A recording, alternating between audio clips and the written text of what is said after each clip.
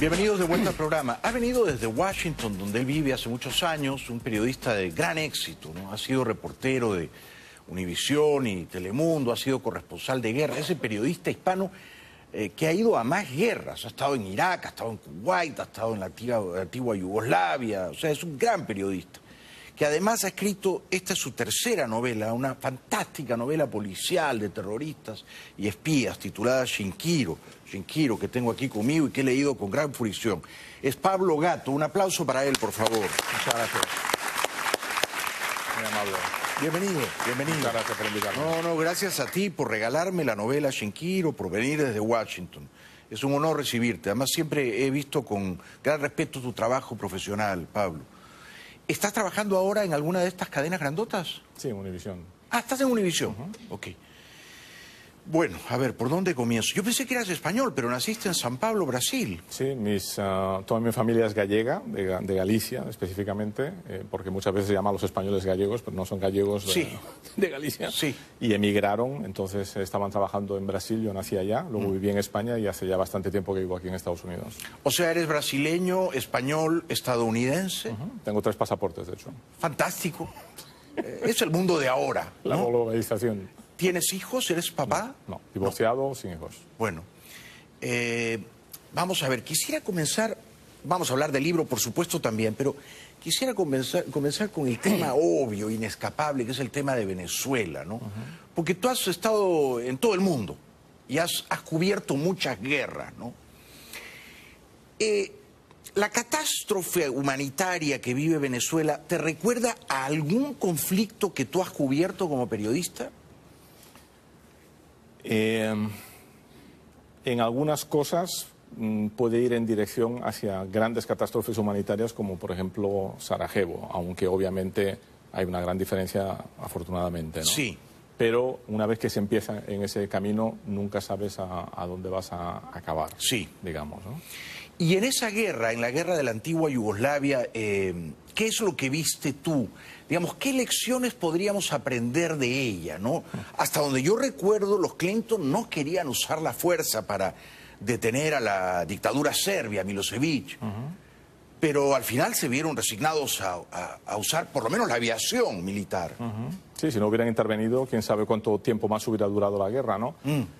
Yo creo que como también soy español, para mí el mensaje es que es una vergüenza que eso volviera a ocurrir, ¿no? Después del nunca jamás, Sí. fue el siempre otra vez, Sí. ¿no? Apenas 50 años después de la Segunda Guerra Mundial, me acuerdo, fui varias veces a Sarajevo. La primera fue un viaje desde el aeropuerto hasta la ciudad, donde veías aquello y no podías creerlo. Estabas a 40 minutos de Roma en un vuelo y era como los documentales de la Segunda Guerra Mundial en blanco y negro. Todo en ruinas. Absolutamente destrozado. En el corazón de Europa. En el corazón Claro. de Europa, apenas 50 años después, Claro. estaba ocurriendo de nuevo y la gente no hacía, o los gobiernos no hacían lo suficiente para pararlo. Bueno, Europa no demostró gran prisa por usar la fuerza para parar ese genocidio, ¿verdad? Claro, porque no es fácil, obviamente, no es fácil meterse en una guerra como esta, Sí. pero la alternativa puede ser peor.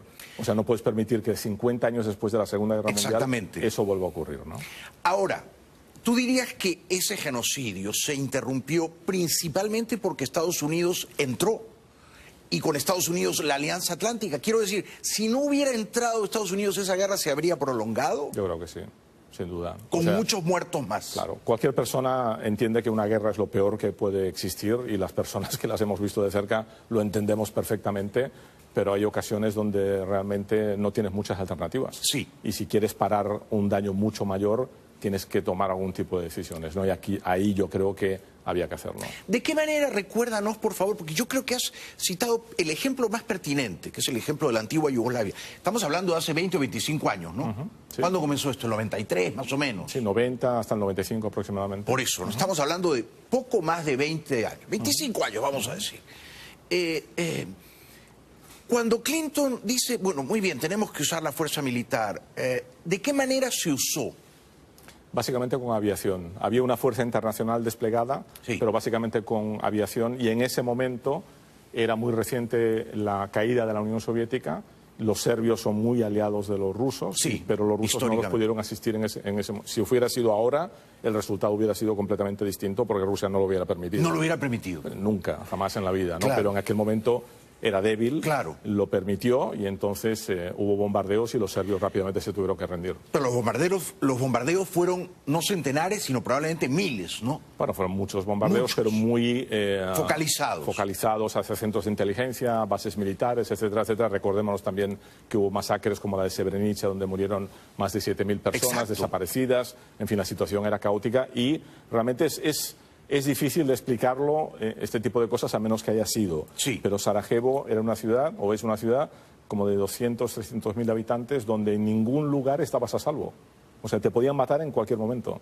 Sí. Todas las ventanas estaban rotas de los edificios, todos los edificios estaban agujereados y en cualquier momento ibas a la calle, te subías a un auto, te podían matar en cualquier momento. Y esa presión psicológica y esa realidad era vergonzosa para Europa, sinceramente. Como europeo yo me sentí avergonzado de que Europa no hiciera más. No era para menos. Entonces, lo que me lleva a Venezuela, ¿no?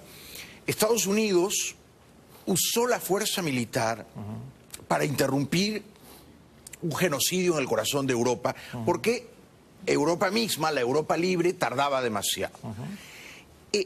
¿Es oportuno, cabe la comparación entre esa guerra en los Balcanes y el genocidio en Venezuela, o estoy siendo yo exagerado? Dime, por favor. No creo que se pueda comparar porque Sarajevo era una guerra total y realmente muy cruenta, donde se estaba masacrando a la gente. Digamos, y era una guerra étnica. Era una guerra étnica, había intereses también geopolíticos, políticos, etcétera. Era complicado, pero el nivel de violencia era brutal, digamos, ¿no? Sí. Obviamente en Venezuela lo hay, ¿no? Yo lo que diría, y escuchando un poco tu reflexión de antes también, mi opinión es que es muy difícil cambiar las cosas en Venezuela. No hay nada imposible. No hay nada imposible. Recordémonos cómo empezó la primavera árabe. Sí. ¿no? Con una chispa, un muerto. Un vendedor de frutas o de verduras. En Túnez, si no me equivoco. Sí. Y entonces empezó, se propagó como la gasolina encendida y vimos lo que ocurrió, ¿no? Que luego se fue un poco para atrás. Así que nada es imposible, sinceramente, ¿no? Pero yo creo que la única forma de que haya un cambio, o al menos de presionar para que haya unas elecciones de verdad democráticas y libres para que la gente pueda elegir al presidente que quiere, es una revuelta masiva, gigantesca en la calle y sostenida en el tiempo, pero masiva. Masiva. Sí. ¿No? Cuando dices masiva dos veces, ¿en qué estás pensando? ¿Estás pensando, por ejemplo, en Egipto? Sí. En una primavera árabe donde realmente la gente salga a la calle, haya muchísima gente y de una forma, no un día, sino sostenido. Es muy difícil esto. Pero hay que quedarse allí, dormir allí. Claro.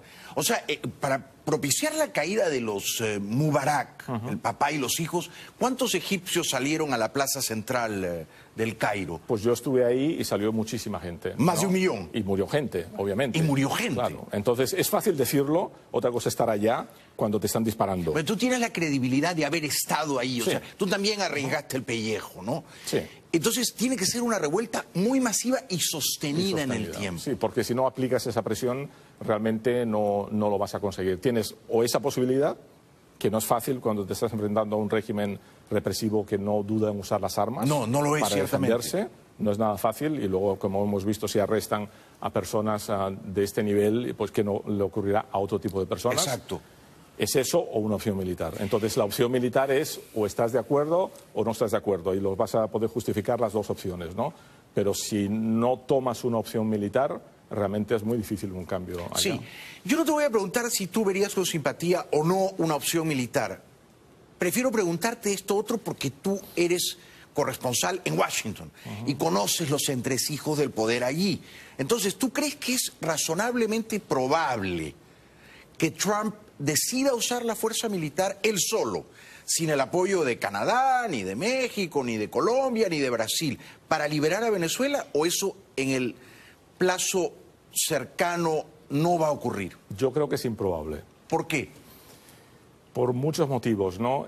Primero, porque una de sus promesas fue retirarse de las guerras en el mundo. Correcto. Entonces se está retirando de Siria, se quiere retirar de Afganistán, etcétera. Entonces empezar una nueva guerra no es lo que la gente que le votó tenía en mente, digamos, ¿no? Sí. Por supuesto, como dijo Colin Powell, el ex secretario de Estado también, cuando entras a un lugar y lo rompes, tú eres el dueño de ese lugar. Entonces, si haces una intervención militar, que obviamente sería liderada por Estados Unidos, provocará daño, obviamente humano y material, y luego tú eres el responsable de eso. Te tienes que quedar un tiempo. Tienes que quedar un tiempo, tienes que organizar eso, y vimos lo mal que se hizo todo esto en Irak. Sí. Esto tiene un coste económico y humano importante, y luego hay, pues, obviamente, problemas a lo mejor de insurgencia, guerrilla, etcétera, porque recordemos que están los cubanos, recordemos que hay enemigos muy poderosos de Estados Unidos allá, sí, y posiblemente no se quedaran de brazos cruzados.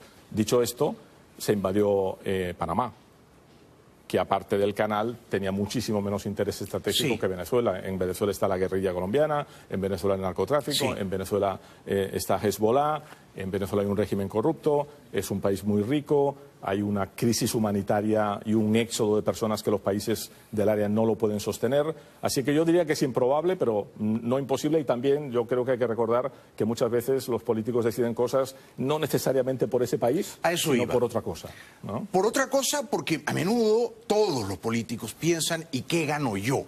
¿Cuál es mi ventaja, ¿no? En el cálculo mezquino, egoísta, de costo-beneficio. Bueno, yo intervengo en Venezuela, yo derribo a Maduro, capturo a todos esos criminales, los traigo aquí a la justicia, los encerramos en calabozos como a Noriega, pero ¿qué gano yo? Ahora, ¿qué ganaría Trump? Yo creo que ganaría muchos votos entre los hispanos. Creo que aseguraría la Florida el próximo año. ¿Qué piensas tú? Bueno, yo creo que una guerra 6 veces antes de unas elecciones ya garantiza la reelección. ¿Crees que tanto así? Puede ser una guerra en Venezuela, bueno, no le garantiza, quizás, pero que sin duda una nación en guerra tiende a agruparse alrededor de la bandera, de su presidente, hay muertos americanos seguramente, entonces su nivel de popularidad se subiría. Sí. Sin duda en Florida, sin duda con la población venezolana, también con los cubanos. Pero mejoraría las posibilidades de que se reelija. Sí. Como de hecho cuando Bush hijo interviene en Irak, el año 2003, pues al año siguiente se reeligió fácilmente, ¿no? Porque claro, cuando el país está en guerra, el primer instinto del ciudadano es adherir al líder que lo ha llevado a la guerra, ¿no? Totalmente. Ahora, tú dijiste Panamá, eso fue exactamente hace 30 años, diciembre del 89, ¿no? Yo veo una gran diferencia entre Bush papá y Trump. Es decir, Bush papá era un espía, había sido jefe de la CIA, y era un hombre de Estado. Trump es un empresario. Entonces, yo creo que es más difícil que Trump entienda las razones de Estado morales, derechos humanos, narcotráfico, que en su día Bush papá. ¿Cómo lo ves tú? No, es posible, pero él es una persona que reacciona mucho con instinto, ¿no? Sí. Ha estado en la punta de la lanza en la crítica contra Venezuela por muchísimos motivos distintos, y yo no descartaría que lo hiciera. Yo creo que es improbable, pero no lo descarto tampoco. Ahora, en este caso sí te voy a hacer la pregunta impertinente. Yo no lo descartaría que lo hiciera, y de hecho yo desearía que lo hiciera. Cuanto antes. Esta es mi opinión, que no compromete la tuya. ¿Tú desearías que eso ocurriera este año?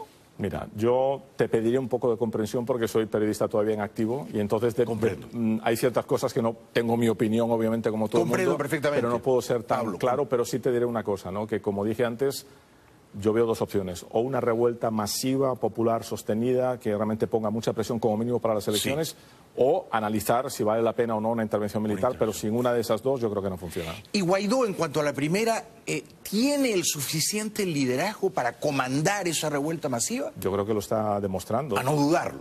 En las condiciones en las que está haciendo lo que hace, me parece que es realmente impresionante. Pero se está enfrentando a enemigos muy poderosos, y también creo que Maduro no creo que tenga todas las cartas él para decir qué es lo que ocurre en Venezuela. No, nunca estuvo tan precario como ahora Maduro, ¿no? Antes de la publicidad, esta es mi última pregunta en este segmento. ¿Tú crees que se van a atrever a encarcelar también a Guaidó? Y si eso ocurriera, que a mí no me sorprendería, ¿cuál sería la represalia que tomaría, por ejemplo, Estados Unidos, que siempre ha dicho habrá una respuesta significativa? ¿Cómo ves eso, Pablo? Elliot Abrams dijo que incluso si se arrestaba a Guaidó no habría una intervención militar. Entonces, me imagino que estaríamos hablando de más sanciones. Ah, ha dicho eso. Sí, él ha dicho esto, y entonces eso no significa necesariamente una intervención militar, ¿no? Pero también hay que recordar que pueden ocurrir otras cosas allá. Puede haber una provocación, real o no real, sí. no sabemos por parte de quién tampoco, sí, correcto. que de alguna forma desencadene cosas que no están previstas, como ha ocurrido muchísimas veces en la historia también, sí, ¿no? sí. Así que yo creo que todo está muy en el aire. Yo creo que están haciendo un caso, sí. Por ejemplo, como el de Noriega, con vínculos al narcotráfico, etcétera, etcétera, y lo están preparando todo. Que lo vayan a hacer o no, es otra historia. Se verá, pero luego habría que definir también, porque en 30 años la manera como se gana una guerra ha cambiado sustancialmente. ¿Qué se entiende por una intervención militar? En su día con Bush papá eran 20.000 soldados en tierra, una invasión convencional. Ahora quizá no haga falta eso, ¿no? Quiero decir, podría hacerse una operación relámpago con tropas de élite que entran y salen, como ocurrió con Bin Laden en Pakistán de madrugada. Tienes que asegurar la paz, Jaime. La clave está ahí, porque obviamente no basta con llevártelos. Estados Unidos es el ejército más poderoso del mundo, sí. Y sabemos quién va a ganar eso. Sí. ¿no? Eso no cabe ninguna duda. Pero recuerda Irak. Yo estuve en Irak y cuando entramos en Irak no hubo una reacción negativa contra las tropas americanas. No, al contrario. No la hubo, ¿no? Sí, la recibieron bien y dijeron, oye, esto ha sido, nos decían a nosotros, ¿no? Esto ha sido un desastre, ha muerto mucha gente y realmente ha sido una desgracia, ¿no? Pero lo aceptamos como costo de que se haya sacado a Saddam Hussein. El problema no fue la invasión en sí. El problema fue que no hubo ningún tipo de interés en administrar la paz. Y cuando empezaron los saqueos, las venganzas, el crimen, etcétera, etcétera, fue ahí cuando empezó el descontento y ahí salió la insurgencia, no antes. Entonces, en Venezuela, obviamente, si entras, tienes que utilizar mucha fuerza para asegurar la paz. Para asegurar la paz. Supone que darte un tiempo, ¿no? Sí. Supone que darte un tiempo. Tenemos que ir un segundo a la publicidad. Estamos disfrutando de la gran sabiduría periodística de Pablo, que es una sabiduría forjada de muchos viajes y muchas guerras y muchos riesgos que él ha corrido. Después de la pausa vamos a conversar de esta fascinante novela de intrigas policiales, de independentistas catalanes y terroristas japoneses y agentes de la CIA que Pablo ha urdido con gran maestría. Está en Amazon, ¿no? Shinjiro. Regresamos con Pablo Gatto después de la pausa. Un aplauso para él, por favor. Gracias. Bueno, bienvenidos de vuelta al programa. Estamos disfrutando de la presencia de un gran periodista, venido desde Washington, es corresponsal de Univisión, ha trabajado ahí en todas las grandes cadenas periodísticas. Es Pablo Gatto, que acaba de escribir y publicar su tercera novela titulada Shinjiro. Es una gran novela. Muchas gracias. No sé si le hago justicia cuando digo que es una novela policial, porque también es una novela política, de espionaje, y también sería insuficiente decir que es una novela sobre el independentismo catalán, ¿no? Pero algunos de los principales personajes tienen que ver con esa poderosa corriente política en Cataluña. ¿Qué te ha inspirado a escribir esta novela, querido Pablo? Pues me inspiró una entrevista que como periodista hice en Washington a un señor que es un contratista de la CIA, no trabaja para la CIA, pero es un contratista de la CIA, y un día después de una entrevista, estos personajes que realmente solo existen en Washington porque es la capital, es la Roma de hoy en día, ¿no? Y hay personas allá que realmente no las vas a encontrar en ningún otro lugar o no son muy habituales, y esta persona, según él, fue contratada por el gobierno español para secuestrar a gente de ETA en el sur de Francia y llevarlos ilegalmente a España. Y me contó con pelos y detalles cómo se hacía todo. Y entonces, hablando con él, con información muy buena que me dio, dije, bueno, pues... aquí hay una novela. Aquí hay una novela, sin duda, ¿no? Entonces, de hecho, esta es la segunda parte de la anterior, que se llama Unidad 120050. No la he leído la anterior.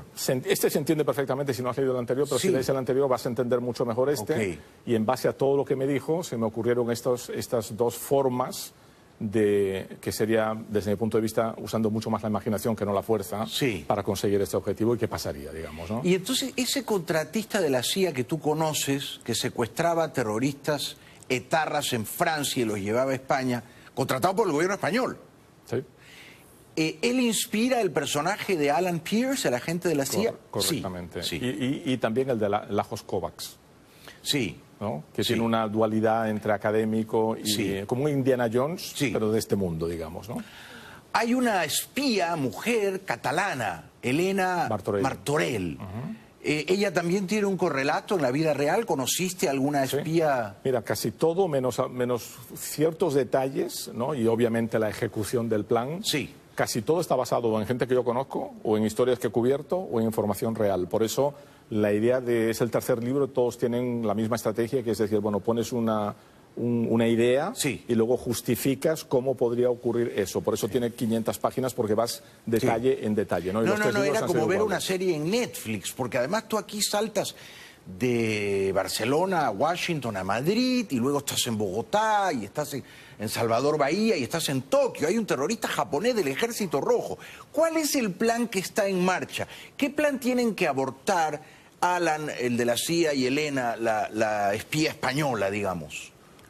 ¿En esta novela o en la anterior? En esta. En esta, obviamente, hay que leerse el libro porque el título, claro, el título, digamos, tú te lo has leído, revela realmente el significado de todo lo que pasa en el libro, ¿no? El título es una palabra en japonés que significa espejismo, ¿no? Claro. Y entonces muchas veces todo lo que ocurre es mucho más un espejismo que no una realidad, ¿no? Pero la CIA en concreto, o cualquier servicio de inteligencia occidental, yo creo que está muy interesado en todos estos temas, porque tienen amenazas muy serias en el mundo, como el fundamentalismo árabe o islámico, digamos, ¿no? Entonces no les interesa que los países se desestabilicen y se desintegren, porque tendrían que tratar con fuerzas policiales que no están preparadas para este tipo de cosas, ¿no? Aparte ya de todo el tema del respeto a la Constitución de un país democrático, etcétera, etcétera, ¿no? Sí, pero aquí está descrito con gran maestría el independentismo vasco, ¿no?, que quiere convertir a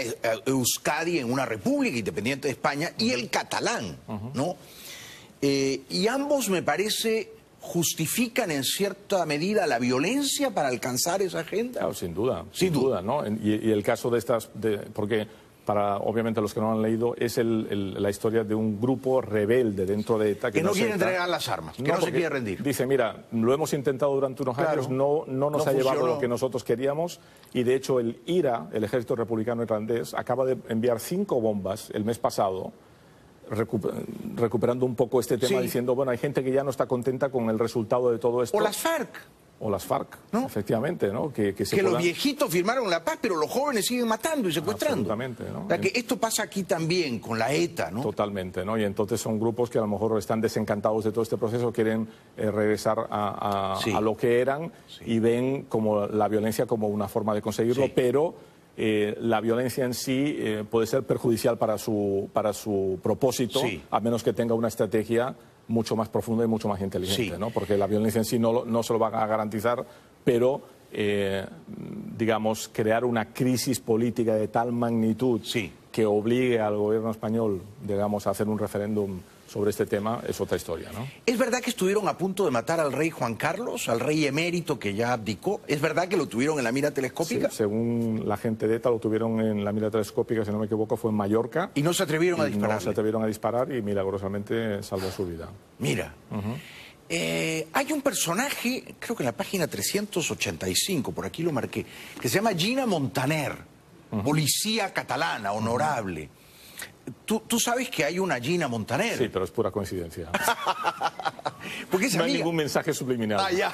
Es amiga mía, es una gran escritora española. Espero que lo compre. ¿Ah? Espero que lo compre. La hija de Carlos Alberto y Linda Montaner. Yo dije que de pronto está Gina Montaner aquí, eso fue un momento fantástico en la novela. No, por suerte es un gran personaje, un personaje de honor, ¿no? Efectivamente. Como corresponde. Claro. Pero no es tu amiga. No. Ah. No. Yo pensé que te habías enamorado de ella, que le estabas mandando un mensaje cifrado. No. Yo hago eso con mi novela. Digo, bueno, casualidad. Esta es una paloma mensajera que Pablo le envía a Gina. No. Ahora, una cosa que está muy bien lograda en Shinjiro son los diálogos. O sea, cuando tú te pones a dialogar como mexicano, es verdad.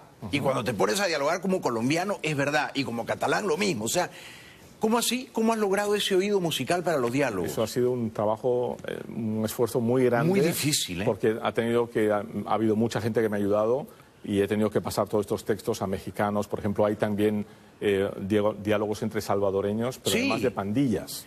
Entonces no solamente es el español del Salvador, sino mucha jerga, mucho slang Ya de decía, pandillas. o sea que lo has trabajado mucho. Muchísimo. También la parte colombiana, la parte mexicana, Claro. la parte española. Todo ha estado el lenguaje muy estudiado para que Me impresionó, me bien impresionó. esto, ¿no? Yo también soy escritor y cuando en una novela los diálogos fallan y los personajes no hablan de una manera real, creíble, todo naufraga. O sea, Sí. son fundamentales. Sí, tú- y hay un personaje que se llama Olivia, que es una sicaria básicamente, que entonces tiene como una doble personalidad. Sí. Por una parte, una persona que es periodista Sí. aquí en Miami, y esto sí está inspirado en una persona real, pero Sí. con un poco de ficción en medio. Claro. Que por una parte se expresa como muy educadamente, pero por otra parte con un lenguaje barrio bajero, porque es parte de un cartel. Sí, sí, exacto, digamos, ¿no? exacto. Y has estado en Tokio porque Sí. me dieron ganas de... Nunca fui a Tokio, pero hay mucho de Tokio aquí, Sí. ¿no? Y todo lo que está escrito ahí es verdad, es una sociedad fascinante, ¿no? Pero también hay terroristas en Tokio. Bueno, hubo muchos terroristas, ¿no? Ahora es una sociedad muy pacífica, Sí. pero tuvo el ejército el rojo japonés, Sí, sí. ¿no? Y también de nuevo ahí hay ciertos grupúsculos Sí. que están como descontentos con lo que está pasando, Sí. y nunca sabes qué es lo que puede ocurrir. A mí me parece importante el tema del independentismo Esto. también por dos cosas, ¿no? Primero, porque Dinos, por favor. la gente no tiene en el radar el independentismo aquí en Estados Unidos o en Latinoamérica, y lo hay. Por ejemplo, la ex candidata a vicepresidenta con McCain, Sarah Palin, Sarah Palin, de Alaska. de Alaska. Su marido era miembro del Partido Independentista de Alaska. Yo no tenía idea. O sea, quieren convertir a Alaska en un país independiente de Estados Unidos. En Hawái los hay, en California los hay, en Nueva Inglaterra los hay, en Vermont, y hay que recordar que Texas fue un país independiente durante 10 años. Y desde aquella hay un movimiento, porque ellos dicen que los unieron a Estados Unidos ilegalmente, y hay un movimiento para independizarlos. Y en ese momento, por ejemplo, Rick Perry, que es el actual secretario de Energía, Sí. en el 2012 fue un evento de este grupo que se llama Texas Republic, Sí. o República de Texas, que fue el original que tuvieron esta independencia durante los 10 años, y le preguntaron, bueno, era gobernador de Texas en ese Sí, lo momento. recuerdo, fue candidato presidencial. Exactamente. ¿Qué opina usted de eso? Y él dijo, bueno, si Washington literalmente sigue metiendo mucho las narices en nuestros asuntos, vamos a ver qué es lo que hay, ¿no? O sea que, ¿tú crees que lo que está ocurriendo en el País Vasco, en Cataluña, en algunas regiones al norte de Italia, no sé si en algunas regiones al norte de Francia, colindantes con Bélgica, En toda Europa hay movimientos toda Europa, independentistas. toda Europa, podría ocurrir también aquí en América más o menos pronto? O sea, californianos que no quieran ser parte de Estados Unidos o tejanos que tampoco. Mira, en Latinoamérica también hay el fenómeno este. Por Pero cierto, eso si lo no quieres- puede ser verdad. Si quieres lo tocamos después, pero Sí. para responder exactamente a tu pregunta, yo diría que es un tema que, aunque hay muchos más simpatizantes de lo que parece, el FBI, hay un grupo que se llama Sovereign Citizens, que son los que no creen en el gobierno americano, que incluso han matado policías, han matado funcionarios. Sí. Tienen, según el propio FBI, es un grupo terrorista doméstico, tiene 100.000 afiliados y tienen 200.000 simpatizantes. Cuando Rick Perry hizo esas declaraciones, Sí. hicieron una encuesta en Texas, Sí. y el 20% de las personas apoyaban la independencia de Texas. Eso estamos hablando de 7 millones de personas. Entonces, ¿En serio? sí, 7 millones de personas. La independencia de La Estados independencia de Unidos. Estados Unidos. El 75% en contra y aproximadamente el 20% a favor. Entonces, Houston, Dallas, San Antonio, Austin. Y además ahí están las armas en Texas, ¿no? por supuesto. Como ¿no? tú sabes, Claro. si hay un estado que es pistolero, es Texas. Pero el peligro para que yo veo ahí Sí. no es que mañana vaya un estado de los Estados Unidos a declararse independiente. El peligro que yo veo es que en estos momentos este país tiene enemigos muy poderosos, ¿no? Sí. Que son expertos en dividir. Los a la rusos, gente. pues los rusos. Corea del Norte Están también, conspirando, Irán, etcétera, claro. ¿no? Entonces son personas que son expertas en este tema, y si tú tienes este caldo de cultivo Sí, que sí. está ahí pero todavía no se ha movido mucho, tú puedes infiltrar a una persona, Sí. tú puedes financiarlo, Exacto. tú puedes plantar a gente dentro, tú puedes comprometerlos como Sí, se ha sí, hecho sí. con otra gente. Tú Todo puedes, lo que hacen en Ucrania, digamos. en todo el mundo. Sí. Campañas de desinformación masiva y crear sus páginas de Internet. Entonces puedes crear más división todavía, que puede añadir a la Sí. que hay, con consecuencias que nadie puede prever. Consecuencias trágicas. Hay un libro fantástico, un ensayo de Vargas Llosa de cómo él viajó de la izquierda al liberalismo, que se llama La llamada de la tribu. Qué peligro el nacionalismo, ¿no? Es decir, casi todas las guerras, las peores guerras que ha librado la humanidad, provienen del nacionalismo y del fanatismo religioso, ¿no? Ahora, hay también nacionalismo separatista, independentista en América Latina. Yo no creo, Pablo. Sí lo hay. Hay, por ejemplo, bueno, para empezar, cómo se creó Panamá, separándose de Colombia. En Bolivia tenemos la parte de Santa Cruz, que hay un sector que quiere independizarse Santa de Bolivia. Cruz no quiere, sí, porque eso es la parte rica. Tenemos en Chile, tenemos el tema de los mapuches, también en Argentina con la Patagonia, en la misma Venezuela, si no tengo entendido mal, una zona que se llama Zulia, donde también hay movimientos independentistas. Los en México, maracuchos, no sabía yo que los maracuchos se quieren independizar.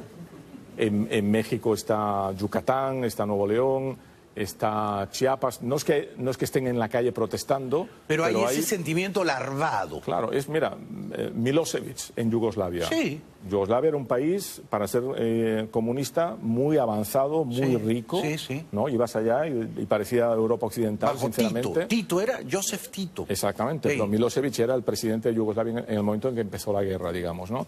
A veces solo falta que llegue un demagogo. Un demagogo. Para empezar a azuzar todas esas divisiones internas que hay. Claro. Y nunca sabes dónde va a llegar. Oye, ¿quién se imaginó que se iba a caer la Unión Soviética? Nadie. Nadie. ¿Quién se imaginó que iba a caer el muro de Berlín? Nadie. Hasta la CIA se enteró por televisión. Sí. ¿Quién se imaginó que Gran Bretaña se iba a estar separando de la Unión Europea? Nadie. ¿Quién se imaginó que iba a haber una primavera árabe que iba a acabar con todos esos gobiernos temporalmente Cosas dictatoriales? completamente inimaginables. Y ocurrieron. ¿Quién se imaginó que iba a ganar Trump? Exactamente. Bueno. Exactamente. Muchas personas nunca lo creyeron posible y hoy es el presidente de Estados Unidos. Le tomaban el pelo, decían esto es un reality show y ahí está. Y se puede reelegir, se puede reelegir. Por supuesto. Sí, sí, sí. Por supuesto. Bueno, ha sido fascinante conversar contigo. Los invito cordialmente a que lean esta gran novela, ¿eh? Una gran novela, Shinkiru. Estás escribiendo otra, Sí, la cuarta. Acabándola. Este es sobre fundamentalismo islámico. Ah, buenísimo, buenísimo. Bueno, gracias de corazón por haber venido. Has superado mis expectativas con la novela primero, y yo soy un lector voraz. Pero me has acompañado muchas noches. Has estado con Silvia y conmigo en la cama, Pablo. Y ha sido un triunvirato feliz, feliz. Gracias. El libro estuvo al nivel. Pero fantástico, fantástico, fantástico.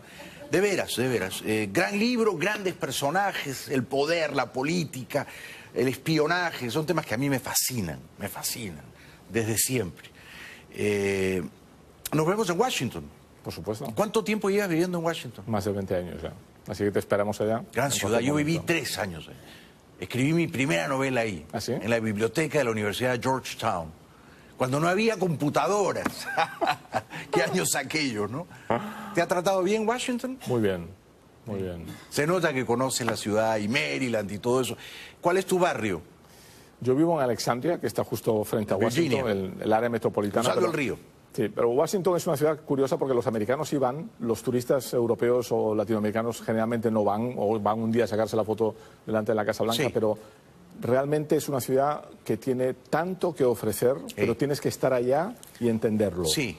Porque hoy es la Roma imperial, es sí. Washington, ahí es donde está ocurriendo todo, pero no solamente en política y en diplomacia, sino en arte, en cultura, pero no lo ves así a simple vista. Tienes Sí. que estar allá, tienes que conocerlo, y ahí ves una cantidad de personajes que muchos se convierten en novelas que realmente en otros lugares sería casi imposible Es el encontrarlos. centro del poder, la capital política del mundo, ¿no? Gracias, Pablo Gatto, un gran periodista. Véanlo en Univisión, léanlo en Shinkiru, que está en Amazon. Un aplauso para Pablo, por favor. Muchas gracias. Gracias, Pablo. Gracias. Muchas gracias. Regresamos después de la pausa.